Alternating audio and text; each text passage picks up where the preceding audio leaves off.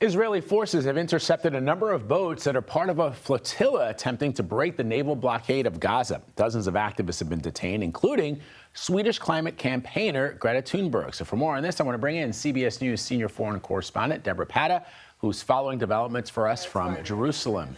Deborah, so what do we know about these interceptions and who these groups are?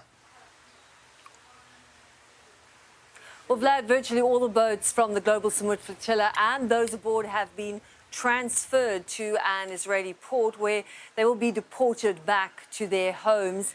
They were intercepted in international waters, which Israel has been policing but doesn't have any jurisdiction over. And it's about well over 400 people who've been detained. There are also allegations that many were assaulted with a water cannon. Anticipating these interceptions, activists then started raising their hands in the air. They were wearing life jackets, sitting in a circle. And some of them actually managed to stream the moment live from their cell phones before tossing those devices into the sea.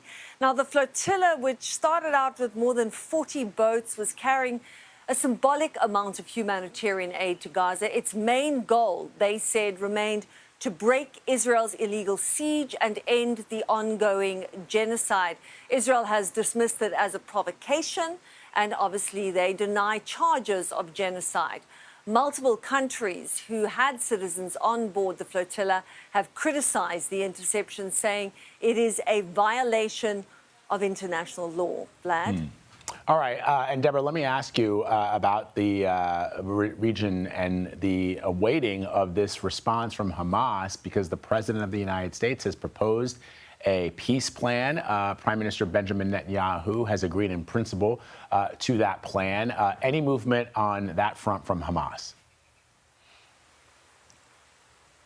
Well, that it's unlikely we're going to hear any new information today. It's also a high holiday in Israel, Yom Kippur, the Jewish Day of Atonement.